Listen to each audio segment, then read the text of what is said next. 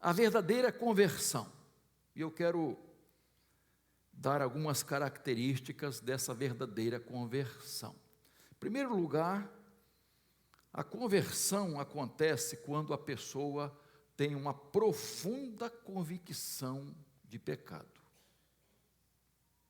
Profunda convicção de pecado. Romanos capítulo 3, verso 23, diz assim: pois todos pecaram e carecem da glória de Deus, separados estão da glória de Deus. Um texto muito conhecido. Outro texto muito conhecido é 1 João 1,8, diz assim: se dissermos que não temos pecado nenhum, a nós mesmos enganamos, e a verdade não está em nós. É muito importante entendermos isso, irmãos. Isaías capítulo 53, verso 6, diz assim: todos nós andávamos desgarrados como ovelhas, cada um se desviava pelo seu próprio caminho, mas o Senhor fez cair sobre ele, Jesus, o Cordeiro de Deus, a iniquidade de todos nós. Todos nós somos pecadores. A pessoa não é pecadora porque peca, ela peca porque é pecadora. Nós nascemos com essa natureza humana. E nós precisamos compreender isso, irmãos, essa natureza caída que está em nós. Então nós temos a tendência natural para cometer o pecado, para nos desviarmos de Deus. O pecado habita em nós, em nossa natureza humana. O apóstolo Paulo chega a dizer assim: miserável homem que eu sou. Miserável, quem me livrará? Graças a Deus, essa graça que cantamos. Ah, como a graça é maravilhosa. O rei Davi disse assim: eu conheço as minhas transgressões, e o meu pecado está sempre diante de mim. Pequei contra ti, somente pequei, e fiz o que é mal aos teus olhos. Eu nasci na iniquidade, e em pecado me concebeu a minha mãe. E lá em Romanos 6, 23, o apóstolo Paulo completa essa ideia dizendo: o salário do pecado é a morte. A consequência natural, o que recebemos por causa do pecado, é a morte espiritual, a morte eterna. Então, queridos, nós precisamos entender que somos indignos pecadores. Por mim mesmo, eu mereço ir para o inferno, queridos. Eu não mereço. Por isso que cantamos a graça. Enquanto a pessoa estiver convencida de que não precisa, enquanto ela não se convence de que ela é pecadora e carece da graça de Deus, ela não vai se converter. Todas as pessoas precisam entender que dependem exclusivamente da graça de Deus. Você lembra do ladrão? A gente fala bom ladrão, não tinha nada de bom ladrão, né? Era ladrão mesmo, malfeitor. Mas ele se converte lá. Ele diz: e diz para o outro também: nós merecemos. Olha só a importância. Nós merecemos isso aqui, mas ele não.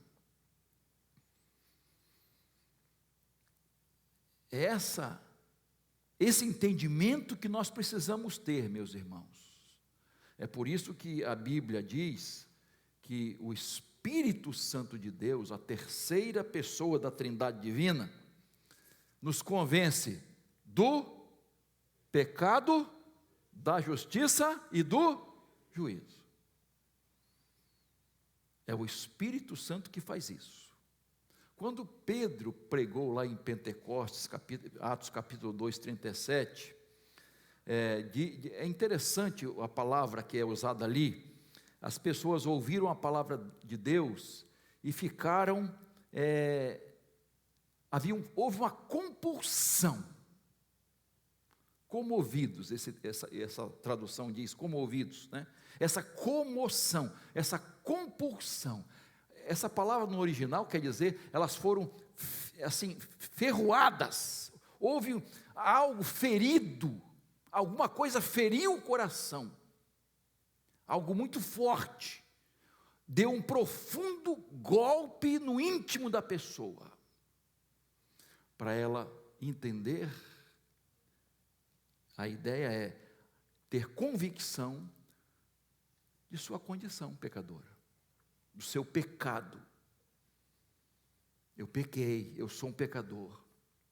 Queridos irmãos e irmãs, enquanto a pessoa não se convence disso, enquanto ela não estiver certa disso, do seu pecado, da sua condição de imerecedora, não vem conversão. Mas quando isso começa a acontecer, é um prenúncio de que a salvação está chegando, a conversão está chegando, convicção de pecado. E diz o texto, voltando aí a Atos 3, né, que feriu o coração deles, que quase 3.000 pessoas se converteram naquela pregação de Pedro. Se converteram e foram batizadas. Então vejam como houve essa convicção de pecado. Você entende isso? Que você é um pecador, uma pecadora? Que você, sem a graça de Deus, você está perdido e perdida completamente. É muito importante entendermos isso, queridos. A segunda característica de uma conversão verdadeira é o sincero arrependimento. Sincero arrependimento. E eu volto a Atos capítulo 2, verso 37 e 38, né? Aquelas pessoas que estavam comovidas, no seu coração comovido, elas perguntaram: que faremos? E aí, diante dessa situação, o que faremos? Aí Pedro disse: arrependam-se, e cada um de vocês seja batizado em nome de Jesus Cristo para a remissão dos seus pecados, e vocês receberão o dom do Espírito Santo. Arrependimento. Ah, queridos, como a gente confunde o que é arrependimento. Há pessoas que realmente, eu errei. Há pessoas que têm um remorso pelas consequências do pecado. Puxa, eu fiz isso, aconteceu isso, né, e tal. Mas não houve arrependimento verdadeiro. Porque quando há arrependimento verdadeiro, irmãos, começa uma mudança interior. O Espírito Santo de Deus começa a mudar a nossa vida. E é algo sobrenatural. É algo que vem lá de dentro. Não é apenas uma mudança exterior. Ela atinge o exterior também, mas a mudança começa dentro de nós. Jesus começa a trabalhar dentro de nós, irmãos. Então, um arrependimento verdadeiro, a pessoa não só reconhece o seu pecado, mas ela quer abandoná-lo. E aí está a grande diferença, irmãos. Quando a pessoa se arrepende de verdade, ela não quer continuar no erro. Ela não quer praticá-lo mais. Ela toma uma decisão de abandonar aquele pecado. Por exemplo, se eu costumo mentir, e eu me arrependo, eu vou fazer de tudo para não mentir mais. Eu vou lutar contra a mentira na minha vida. Eu vou banir da minha vida a mentira. Se eu estou em adultério, eu vou abandonar o adultério. Eu não vou cometê-lo mais. Se eu estou num relacionamento errado, eu vou abandonar esse relacionamento errado. Eu não quero cometê-lo mais. As pessoas gostam muito daquela passagem de Jesus com a mulher que foi apanhada em adultério. Ninguém te condenou, nem eu te condeno. E usam até, se alguém não tiver pecados, que atire a primeira pedra. Não é? Mas se esquecem que Jesus disse, vai e não peques mais. Isto é, abandona isso. Deixe isso. Deixe essa vida errada. É lógico que você vai precisar, cada um vai precisar de forças. Não é? Provérbios 28, 13, é um texto muito conhecido, diz assim, quem encobre as suas transgressões, jamais prosperará, mas o que as confessa e abandona, alcançará misericórdia. Então, confessa e abandona. Não vai arrumar desculpas para pecar. Irmãos, ouvimos muito, isso é muito relativo, pastor. Isso é muito relativo. Isso faz parte da vida. É assim mesmo. Todo mundo faz. Eu conheço até pastor que faz. Não tem nada a ver. Como a gente ouve isso, queridos? É triste quando a pessoa começa a arrumar desculpas para se justificar e começa a olhar para a vida dos outros. Nós temos que nos comparar com a palavra. A Bíblia diz que a palavra é o nosso espelho. É a Bíblia que vai nos dizer como nós estamos, quem nós somos. Nós temos que olhar para a Bíblia, para a palavra de Deus. Nosso modelo é Jesus. E a se comparar com os outros, e eu vivo muito melhor do que muitos crentes, muitos líderes, muitos daqueles que fazem isso e aquilo nas igrejas. Não se compare com os outros. A Bíblia mostra que Zaqueu teve encontro com Jesus. Ele se converteu. E vocês sabem muito bem quem era Zaqueu. E quando ele encontra com Jesus, qual a atitude dele? O que demonstrou a conversão dele? Senhor, eu vou dar metade dos meus bens aos pobres. E se eu defraudei alguém, eu vou restituir 4 vezes mais. Eu acho interessante isso, irmãos, porque para ele, o Deus dele, aquilo que era mais importante para ele, era o dinheiro. Olha como o dinheiro perde o seu valor agora, porque ele encontrou um tesouro muito maior. Ele encontrou uma bênção muito maior, e aquilo ali agora perdeu o seu valor. Isso é muito importante, queridos, entendermos o que a conversão faz dentro de nós. Muda nossos valores, nossa escala de valores muda. Então, queridos, arrependimento. Eu gosto, e você também gosta do filho pródigo, quando ele chega e diz, eu não mereço, eu quero me tornar um jornaleiro, um trabalhador, não mereço mais. E essa é a chave, eu não mereço, mas estou arrependido. E eu gosto também do fato que ele fala que vai fazer, e não fica só no gogó, ele levanta-se e volta. E volta. E quando ele chega para o pai que o aguardava, e a ideia que nós temos é que parece que o pai ficava ali direto, quase que direto, aguardando a volta do filho. E quando ele ensaia e tenta, começa o seu discurso de arrependimento, o pai interrompe. É essa a ideia. Vamos fazer uma festa. Vamos fazer uma festa.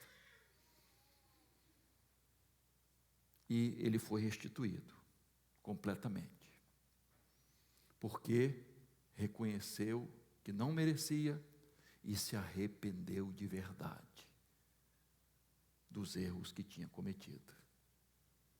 Irmãos, Deus conhece o nosso coração.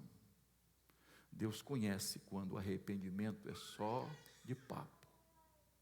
Só de papo. Papo furado. Deus sabe quando há arrependimento verdadeiro.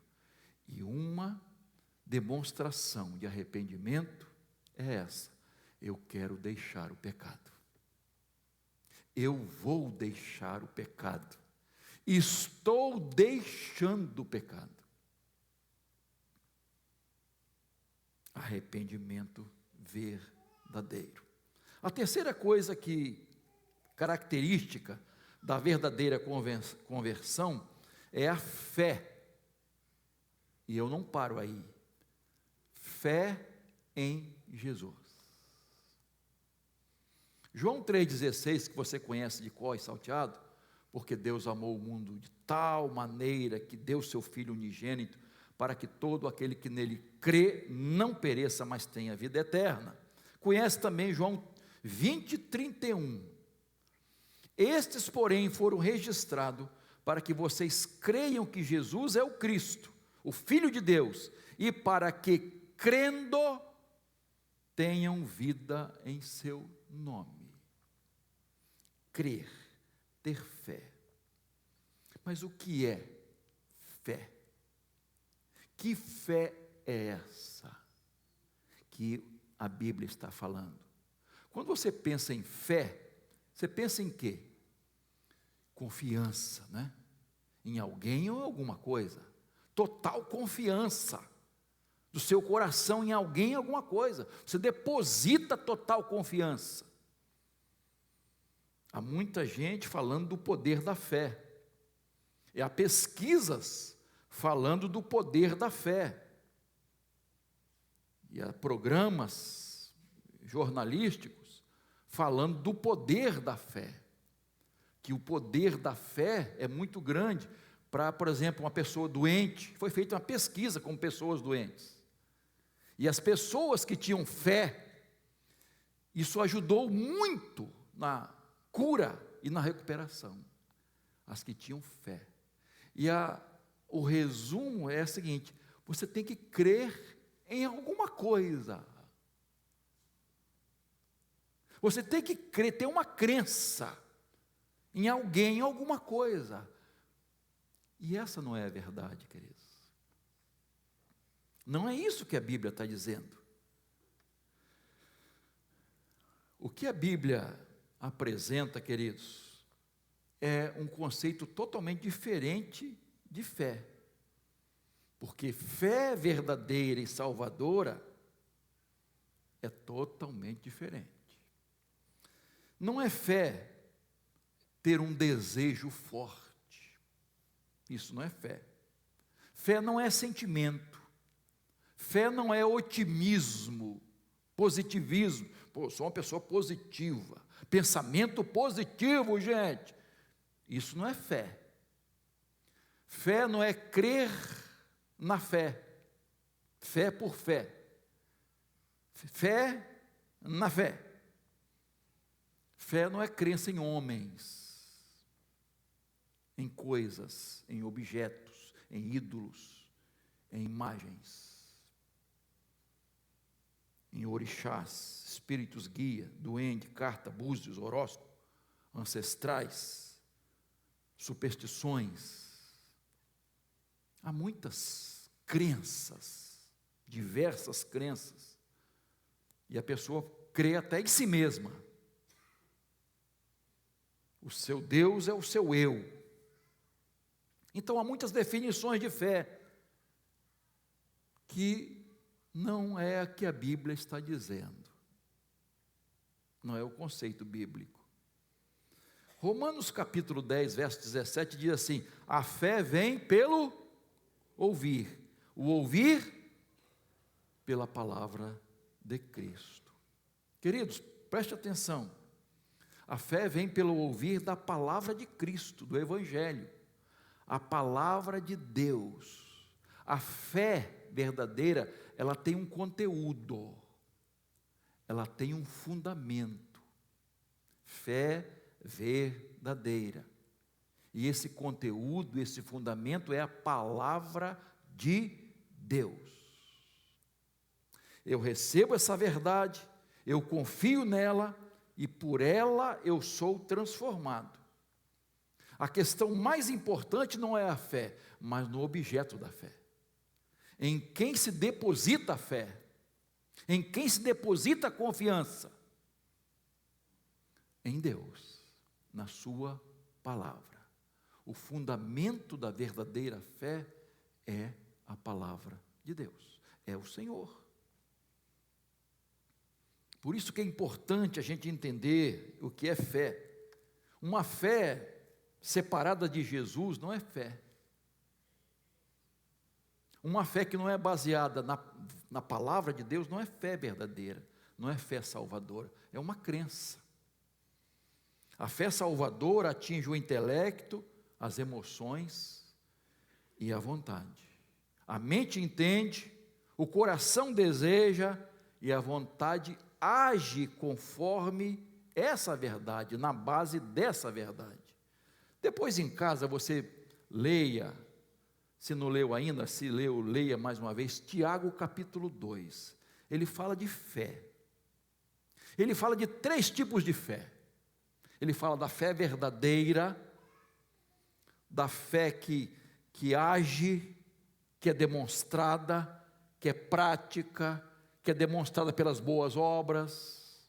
Ele fala dessa fé, não uma fé intelectual, de gogó. Ele fala de uma fé que não funciona, uma fé que não tem prática. Ele fala de uma fé falsa. Essa fé aí, não resolve nada para vocês, Tiago diz. Não funciona. Não é a fé de Deus, e é em Deus. Ele fala até da fé dos demônios. O que, pastor? Eles creem e diz, mas estremecem. Então não é só questão de fé, queridos. É o objeto da fé, a base da fé, o fundamento da fé, o conteúdo da fé. Não é fé na fé, mais uma vez. Não é fé em ídolos, não é fé em ancestrais, não é confissão positiva, não é fé em méritos. Nas obras que você fez, cantamos aqui a graça. Não é pelo que eu faço, é por aquilo que Jesus fez por mim. A salvação vem por Jesus. Então é fé em Deus e na sua palavra. O alicerce da fé são as palavras do Senhor, as promessas de Deus. Então a fé é essa certeza, essa convicção de que Deus vai fazer exatamente o que Ele disse em sua palavra. É ter essa convicção, essa certeza. E quando nós temos, nós estamos praticando, exercendo a verdadeira fé em Deus, a fé salvadora. Quarto lugar, quarta característica da verdadeira conversão, a abnegação, ou a renúncia. Marcos capítulo 10, verso 28 diz assim: então Pedro começou a dizer-lhe: eis que nós deixamos tudo e seguimos o Senhor. Olha só, deixamos tudo e seguimos o Senhor. Mateus 16, 24, veja aí. Então Jesus disse aos seus discípulos: se alguém quer vir após mim, faz o quê? Negue-se a si mesmo, tome sua cruz e siga-me. Negue-se. Lucas 14, 33. Assim, pois, qualquer um de vocês que não renuncia a tudo que tem, não pode ser meu discípulo. Essa questão da abnegação, da renúncia é muito séria, queridos. Porque tem gente que não pensa assim, não. Tem nada a ver. Tem nada a ver. E aí gosta de fazer assim, divisão no ser humano. Minha vida religiosa é uma, minha vida profissional é outra, minha vida social é outra. E aí começa, que negócio é esse? Quantas pessoas você é? Você é uma lá fora e outra aqui? Você é uma na sexta-feira e outra no domingo? Né? Você vai cestar um comportamento lá e no domingo está... Que negócio é esse? Que negócio é esse? Não pode. Ou você é ou não é. Renúncia, abnegação, abrir mão, abdicar. E essa é uma característica da verdadeira conversão. A pessoa está pronta a abrir mão de qualquer coisa.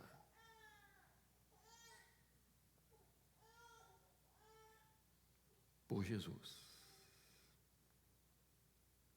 Qualquer coisa por Jesus. Ela está pronta a abrir mão de qualquer pessoa por Jesus. Você está entendendo o que eu estou dizendo? De qualquer pessoa, de qualquer coisa. Gálatas 5, 24, Paulo diz assim: e os que são de Cristo Jesus crucificaram a carne com suas paixões e seus desejos. Todos nós temos paixões e desejos. Por Jesus, eu abro mão disso. Mas tem gente que, quando chegar o dia do juízo, vai ouvir: você não foi capaz de abrir mão nem disso, desse vício, por mim que morreu por você na cruz. Você preferiu viver nos seus prazeres passageiros e perde agora a vida eterna. Tem uma frase que diz assim: a vida é curta, né? Então, aproveite bem, mas não esqueça que a eternidade é para sempre. A vida é curta, sim, mas a eternidade é para sempre. Eu vou perder a vida eterna por causa de prazeres desse mundo, coisas que eu gosto, que me realizam,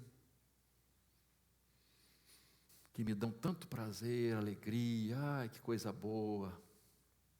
Porque pecado, irmãos, aparentemente é muito bom, senão a gente não pecava.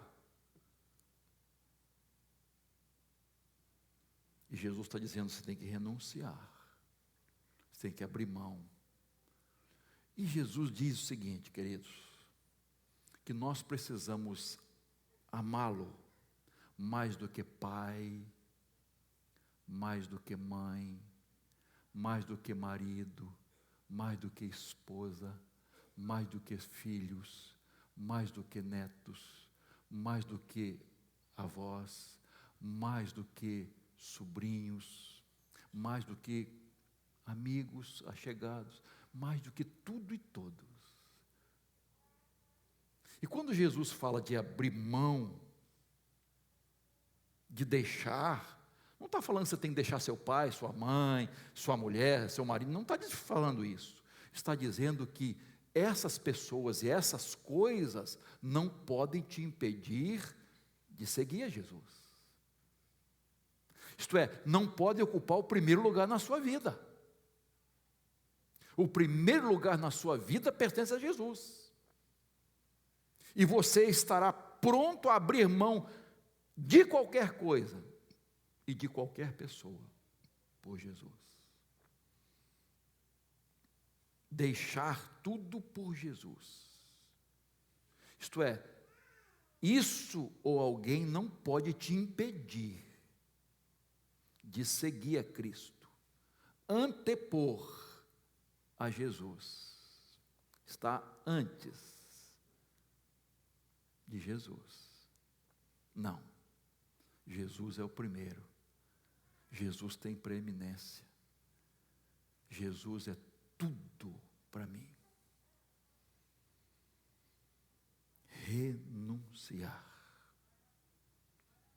Abraão deixou sua terra, sua parentela, para peregrinar em direção a Canaã. Moisés abriu mão de ser príncipe, filho da princesa, da filha de Faraó, das benesses palacianas, para andar errante no deserto com o povo de Deus. Abriu mão. Daniel abriu mão dos manjares do rei da Babilônia.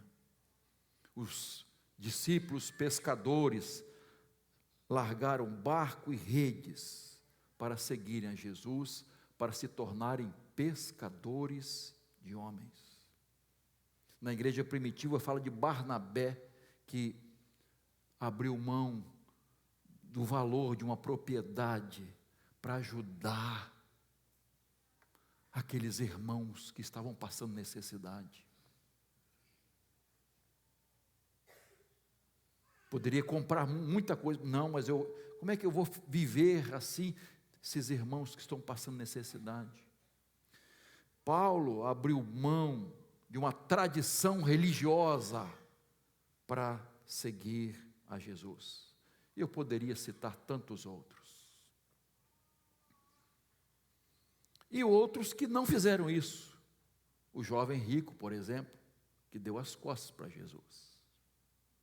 Deu as costas para Jesus. Tinha boas intenções. Senhor, como eu posso herdar o reino de Deus? Tinha boas intenções. Praticava algumas coisas boas, mas não estava pronto a colocar Jesus em primeiro lugar na sua vida. E deu as costas para Jesus. O rei Agripa ouviu o testemunho de Paulo, quase se converte, mas não se converteu.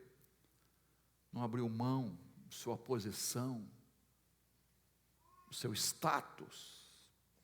Demas abandonou o evangelho, abandonou Paulo, porque amou o mundo, as coisas do mundo.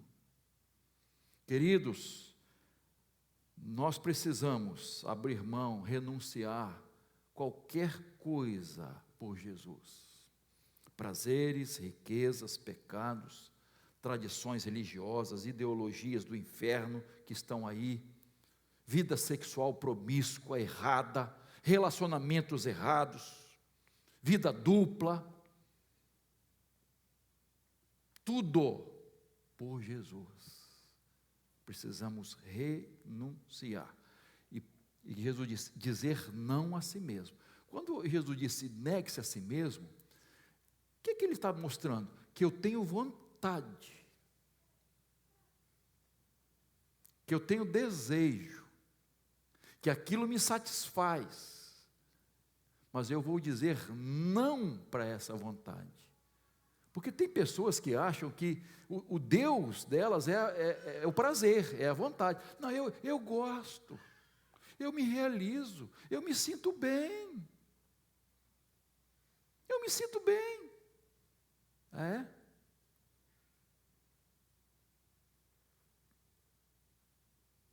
Renunciar. Não é fazer o que gosta, mas fazer o certo. Não é fazer o que o mundo aprova, mas o que Deus aprova. não é fazer o que realiza, mas o que alega o coração de Deus, não é fazer o que eu quero, mas a vontade de Deus, que Deus quer. E andar na contramão do mundo é um grande desafio, queridos. Você vai chocar com muitas coisas, muitas pessoas, com seus amigos, com seu namorado, com a sua namorada, que tem um pensamento diferente, que acha que o namoro tem que ser desse jeito, como todo mundo diz, que pode experimentar de tudo e de todos, que pode sair com vários, ficar com vários, e ter relacionamento ao mesmo tempo com vários. Ela é tão legal, bonito. É tão legal, aqueles 2 meninos de mão dada, aquelas 2 mocinhas se beijando. Ah, que bonitinho. Mas é isso que é a vontade de Deus? A pessoa pode ter até um desejo, uma queda, por vários motivos, mas ela tem que dizer não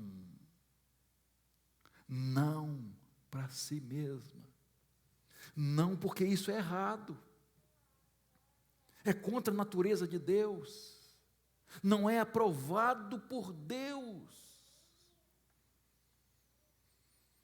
E aí você tem que chocar-se contra a sua turma, sua tribo, seus amigos.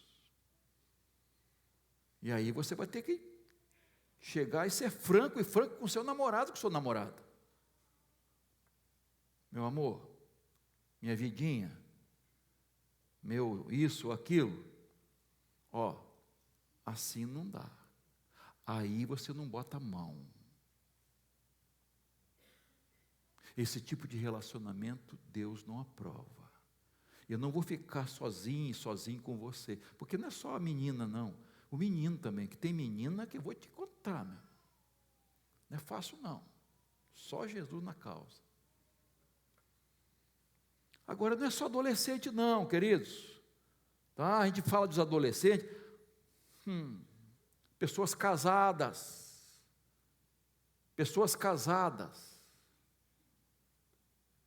velhos, eu não estou nem falando de idoso para melhorar, velhos,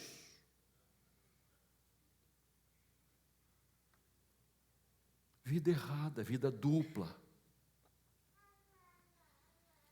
Um cidadão de bem, né, morreu aqui no Rio de Janeiro, e aí foram aquela história toda para fazer o inventário e tal, aquele negócio todo, aquela celeuma que alguns já conhecem, né, Cleves? E tal. Ele tinha um apartamento em Copacabana. A esposa não sabia, minha querida. Ninguém sabia. Para os encontros amorosos dele.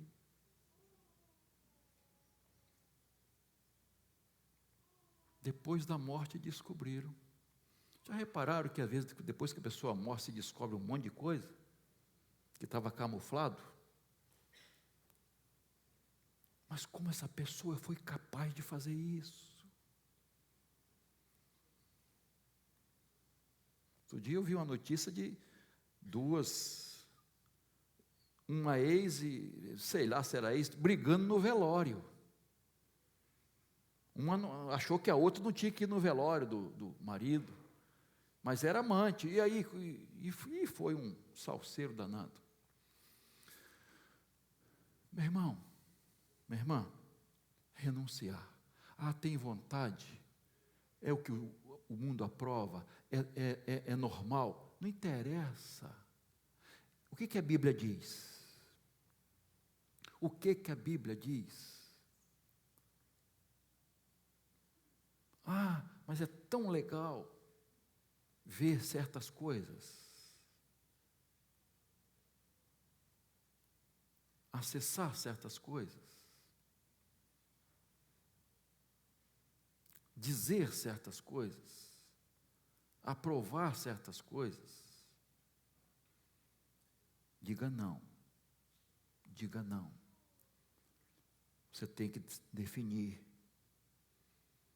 E a gente sabe das nossas fraquezas, e aí tem que cantar sempre aquele cântico, né? Vem, Senhor, e me resgata todos os dias, né?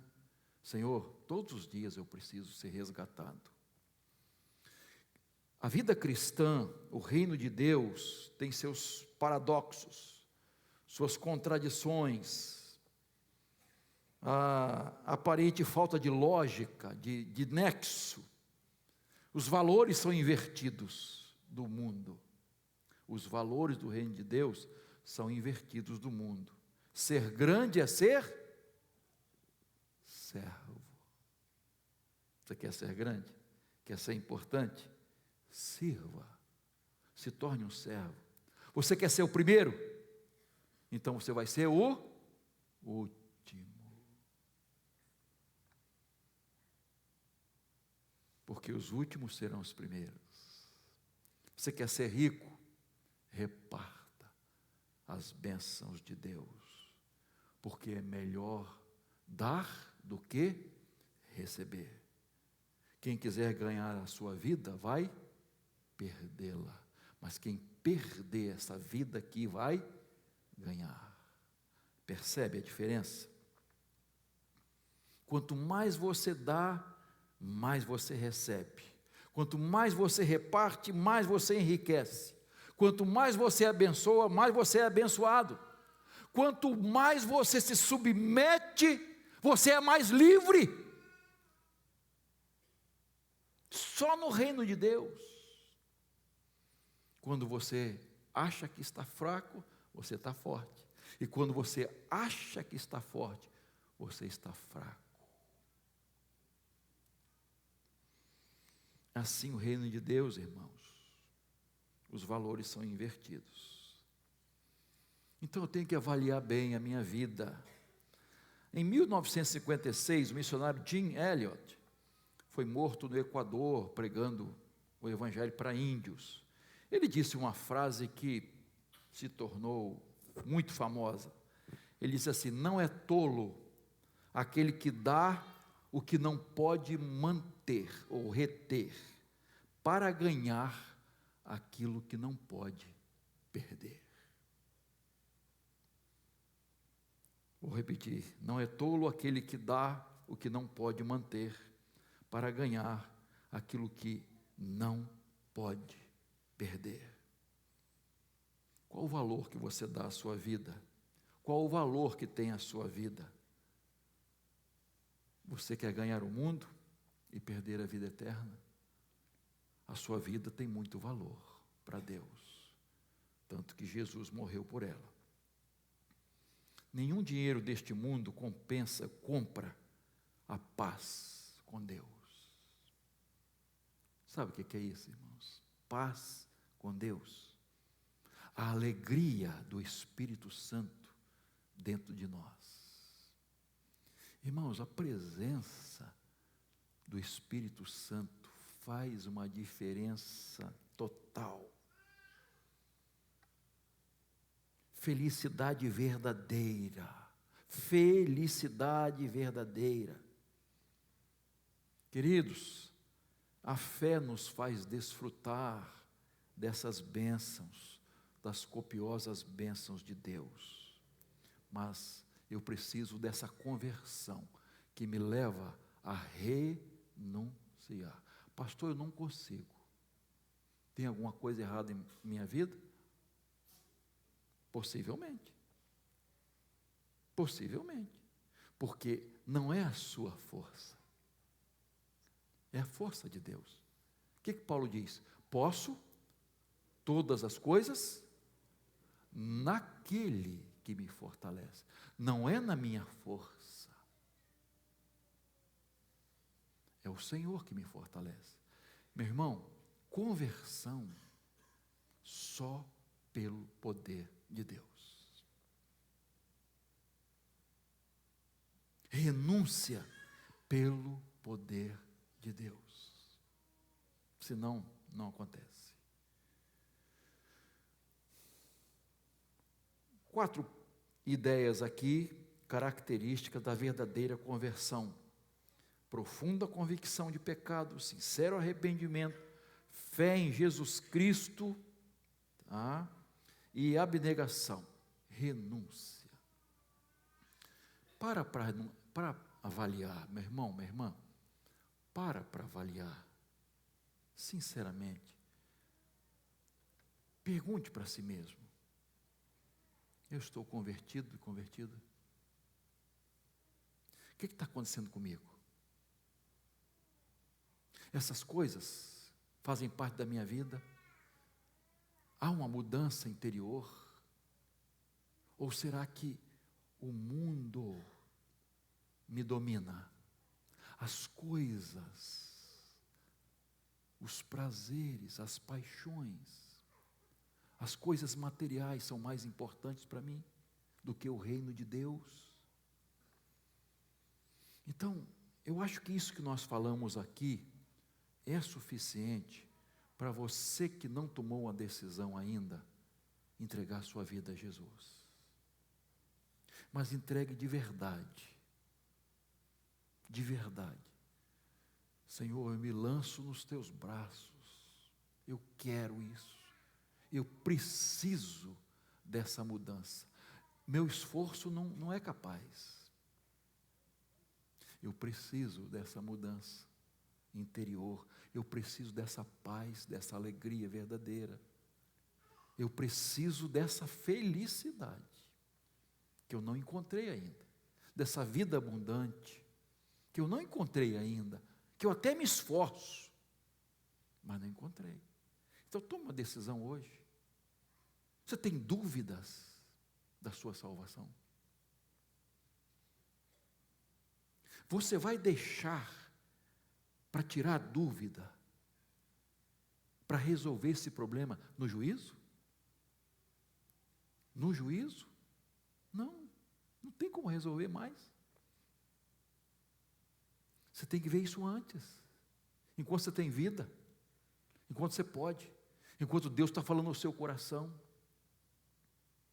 Talvez você tenha tomado uma decisão um dia, mas se afastou. Então volte. Pai, eu quero voltar, eu quero que essas características da verdadeira conversão façam parte da minha vida. Eu quero esse novo nascimento mesmo. E quando Jesus falou de novo nascimento, falou para Nicodemos, um homem religioso, super religioso, de um benquisto na sociedade, exemplar. Mas Jesus disse: é necessário nascer de novo. Então, fala para Deus, seja sincero. Eu quero, Senhor. Que Deus nos ajude a tomar decisões assim. E se você tem certeza, mantenha-se firme no Senhor. Não deixe nada te abalar, te tirar de combate, desviar do caminho, de jeito nenhum. Vai firme. Curva a sua cabeça, por favor. Curva a sua cabeça, por favor.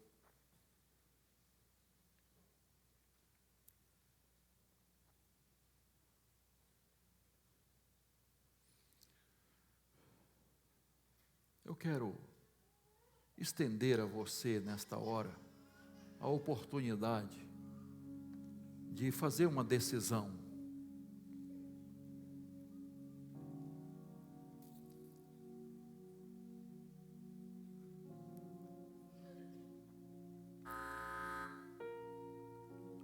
Você não tem que tomar uma decisão para agradar o pastor. Você não tem que pensar em ninguém.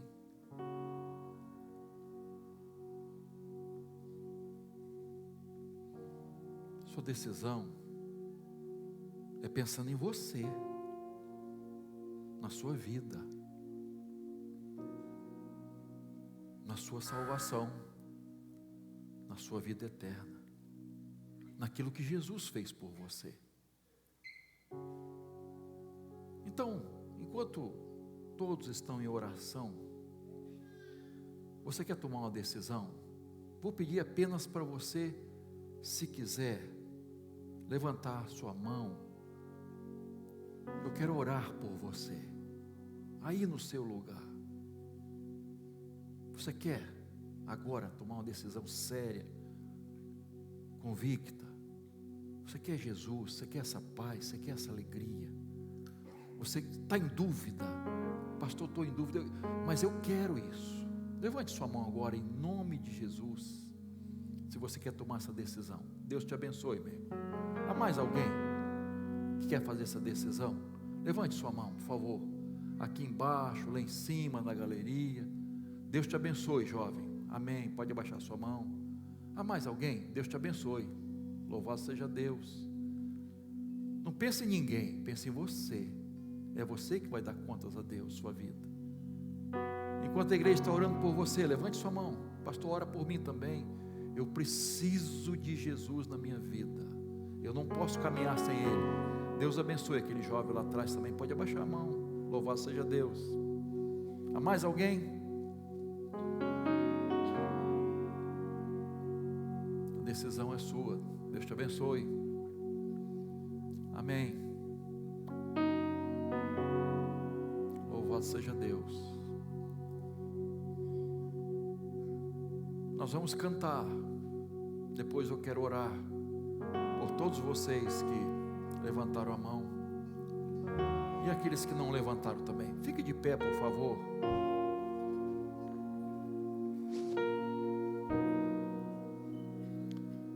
No final do culto, depois que orarmos, você que levantou a mão, eu gostaria que você depois viesse aqui para receber um presente que a igreja vai te dar, que é a Bíblia, a palavra de Deus. Vai anotar seu nome e nós vamos orar por você, por essa nova caminhada, tá? Quando encerrarmos, vem aqui para esse primeiro banco. Eu quero te abraçar, agradecer a Deus a sua vida, e a igreja vai te dar esse presente, tá bom? Vamos cantar, gente?